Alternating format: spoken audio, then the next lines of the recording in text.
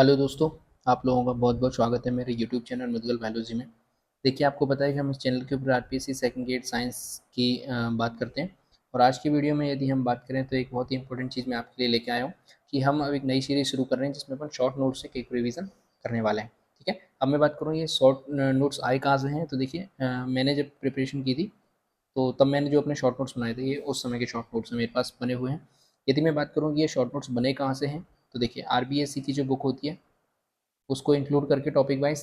इसके बाद मैं बात करूँगी जो एनसीईआरटी की बुक आती है, ठीक है, उसको इंक्लूड करते हुए इसके अलावा जो कॉलेज बुक हाउस की यानी कि अपनी बीएससी के अंदर सीवीएच की बुक चलती है, इनके अलावा जो कोचिंग जो मैंने की थी उत्कर्ष से, उस कोचिंग के नोट्स इस सब में क्या है इंक्लूडेड है, यानी कि यहाँ से मैंने क्या बनाया, इनको शॉर्ट नोट्स को बनाया है। ठीक है, तो आपको क्या करना है, इन वीडियो को देख लेना है एक बार, और जिससे आपका क्या टॉपिक भी क्लियर हो जाएगा और आपका रिवीजन भी हो जाएगा।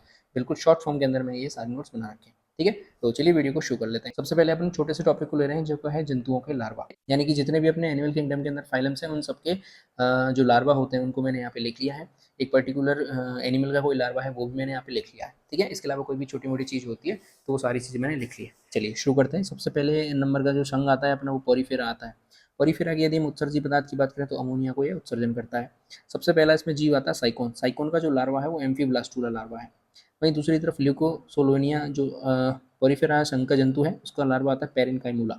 इसके बाद डेस्मोस्पोंजिया है तो इसका लार्वा है रेगोन।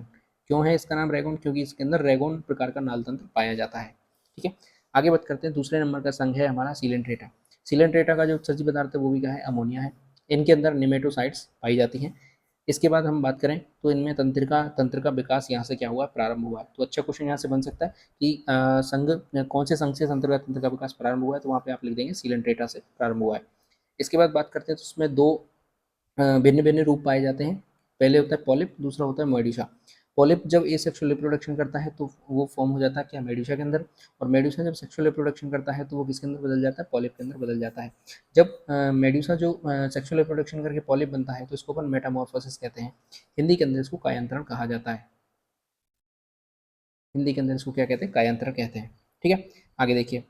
इसमें जो संघ सीलेंट्रेटा है इसमें जंतु होता है ओवेलिया। ओवेलिया के अंदर जो लार्वा पाया जाता है वो प्लेनुला लार्वा पाया जाता है। इसके बाद एक दूसरा जीव है इसका ओरेलिया, जो कि सी जेली जिसे अपन कहते हैं। इसके अंदर लार्वा है प्लेनुला लार्वा, एफाइरा लार्वा और साइफी स्टोमा लार्वा। ये तीन लार्वा है ओरेलिया के, ध्यान रखना। जो ओवेलिया जंतु होता है इसके अंदर मेडुला, पॉलिप और ब्लास्टोस्टाइल तीनों रूप हमें देखने को मिल जाते हैं। इसके बाद बात करते हैं अपन तीसरे नंबर के संघ है अपना फाइलम है टीनोफोरा। टीनोफोरा जो है वो केवल और केवल लवणीय जल में हमें देखने को मिलता है, यानी कि जो मराइन वाटर है उसके अंदर केवल हमें देखने को मिल जाता है। यदि हम इसके उत्सर्जी पदार्थ की बात करें तो अमोनिया इसका उत्सर्जी पदार्थ होता है। इसके अंदर 8 कंगाकार प्लेट्स पाई जाती हैं, इसलिए अपन इसे कॉम्ब जेली कहते हैं। क्यों? क्योंकि कंगे को इंग्लिश के अंदर कॉम्ब कहा जाता है। ध्यान रखिएगा कितनी प्लेट्स पाई जाती हैं, ये भी यहाँ से इंपॉर्टेंट क्वेश्चन बन सकता है। तो 8 प्लेट्स पाई जाती हैं। यदि हम इसके लार्वा की बात करें तो इसका जो लार्वा है वो सीढ़ीपेड़ लार्वा होता है। ठीक है, अगले अपन संघ की बात करते हैं, फाइलम की बात करते हैं, तो ये है अपना प्लेटीहेल्मिन्थीस। प्लेटीहेल्मिन्थीस पहला ऐसा फाइलम है जो कि ट्रिप्लोब्लास्टिक होता है।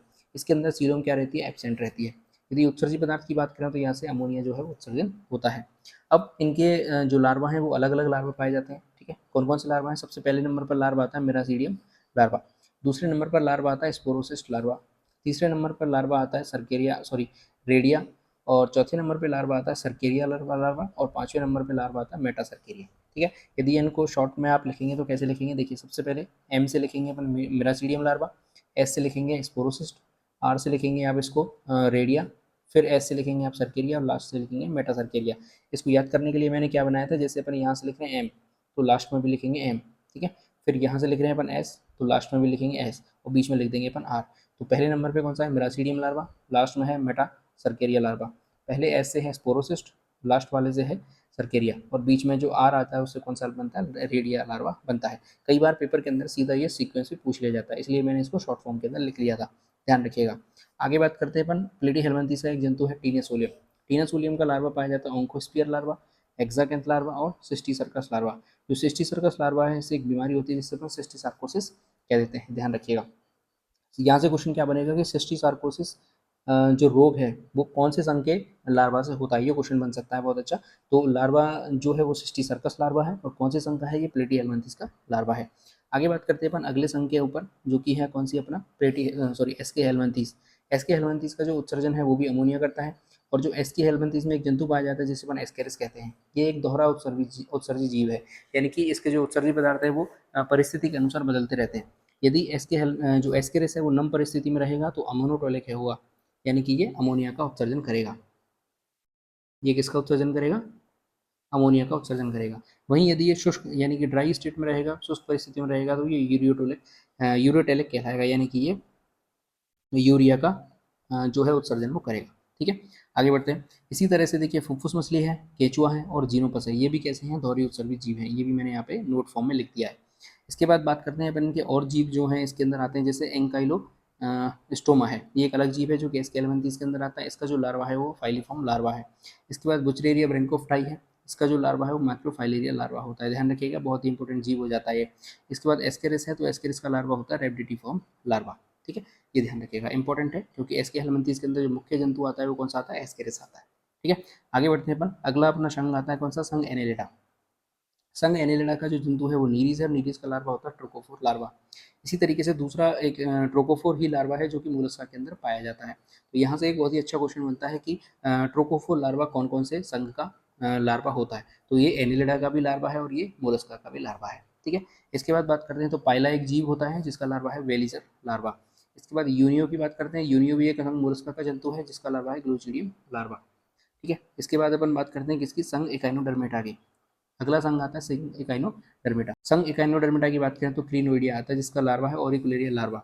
ये कॉर्डेटा और नॉन कॉर्डेटा के बीच की क्या है? संयोजक कड़ी है, तो बहुत ही इंपॉर्टेंट यहाँ पे हो जाता है। इसके बाद संघ इकाइनोडर्मेटा का एक वर्ग है, क्लास है कौन सी? एस्टेरेडिया, जिसका लार्वा है कौन सा? ब्रेक्यूलेरिया लार्वा है। इसके बाद अगला वर्ग है इसका ऑफिरोइडिया, जिसका जो लार्वा है वो है ऑफियो प्लूटियस। इसके बाद अगला क्लास है इसकी इकाइनोइडिया, जिसके अंदर प्लूटियस लार्वा पाया जाता है और इकाइनो प्लूटियस लार्वा पाया जाता है। इसके बाद बात करते हैं एस्टीरोइडिया। एस्टीरोइडिया है जिसके अंदर स्टारफिश आती है। इसका जो लार्वा है वो कौन सा है? बाइपिनेरियल लार्वा है। तो स्टारफिश का लार्वा कौन सा हो गया? बाइपिनेरियल लार्वा हो गया, ध्यान रखिएगा, इंपॉर्टेंट है। इसके बाद होलो थुरोइडिया है जिसके लार्वा होते हैं डोलियोलेरिया लार्वा, ये भी इंपॉर्टेंट है, पेपर के अंदर पूछा जाता है। इसके बाद अगला अपना संघ आता है हेमिकॉर्डेटा। हेमिकॉर्डेटा के अंदर लार्वा पाया जाता है टर्नेरियल लार्वा। इसके अंदर एक ही जीव होता है, उसका लार्वा कौन सा है? हेमिकॉर्डेटा, सॉरी उसका लार्वा है टर्नेरियल लार्वा। इसके बाद आता है अपना संघ कॉर्डेटा। कॉर्डेटा के अंदर देखिए साइक्लोस्टोमोटा है जिसका लार्वा होता है एमोसीट लार्वा, इंपॉर्टेंट है। इसके बाद ईल होती है जिसका लार्वा है लेप्टोसिफिलस लार्वा। इसके बाद बात करते हैं तो संघ कॉर्डेटा का उभयचर एक वर्ग आता है जिसके अंदर टेडपोल लार्वा है, हम सबको पता है उसका मेंढक का लार्वा है। इसके अलावा जो इंपॉर्टेंट है वो एक्सोलोटल लार्वा है जो कि सैलामेंडर का लार्वा होता है। ठीक है, इस तरीके से मैंने एक ही पेज के अंदर सारे लार्वा लिख लिए। यहाँ से आपको पेपर के अंदर 1 से 2 क्वेश्चन 100% देखने के लिए मिल जाएंगे। आप पुराने पेपर जब उठा के देखोगे तो वहाँ से आपको 100% 1 से 2 क्वेश्चन लार्वा के ऊपर पूछे जाते हैं। ठीक है, तो आशा करता हूँ आपको वीडियो पसंद आई होगी। अगर वीडियो पसंद आई है तो लाइक जरूर कर दें, चैनल को सब्सक्राइब जरूर कर दें। इसके अलावा देश से प्यार करें, माता पिता से प्यार करें। जय हिंद।